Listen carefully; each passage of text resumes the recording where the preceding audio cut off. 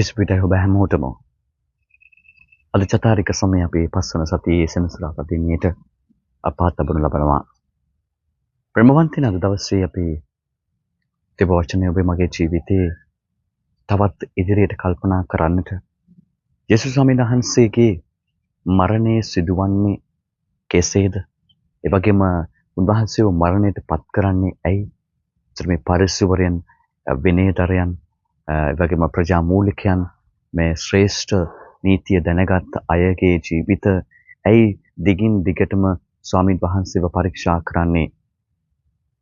මා ප්‍රේමවන්තයනි, එදා ස්වාමීන් වහන්සේ විසින් යහපත් දේ ඉටු කරද්දී යහපත වෙනුවෙන් සාක්ෂි දරන විට ස්වාමීන් වහන්සේව මරන්නට ස්වාමීන් වහන්සේගේ ඒ වදන් පිළිගන්නට බැරිව උන්වහන්සේ කරන්නා වූ ඒ යහපත් ක්‍රියා නැවත ජීවිතවලට ලබා ගන්නට බැරිව ජීවත් වෙච්ච මෙයාගේ ජීවිත අද දවසේදී අපි මෙනෙහි කරන අතරම ඔබේ මගේ ජීවිතයේ අපි සමහර වෙලාවට පවුල තුල, සමාජය තුල, ඒ වගේම අපි මේසම තුල, ඒ වගේම අප කරන ඒ වැඩ කටයුතු තුල අපි යහපත කරද්දී තව කෙනෙක් අපිව මරන්නට, තව කෙනෙක් අපේ ජීවිත නැති කරන්නට, අපේ තිබෙන හොඳ දේවල් අපෙන් අහක් වෙන තරමට ක්‍රියා කරන ආකාරය අපි දකිනවා ප්‍රේමවන්තයනි.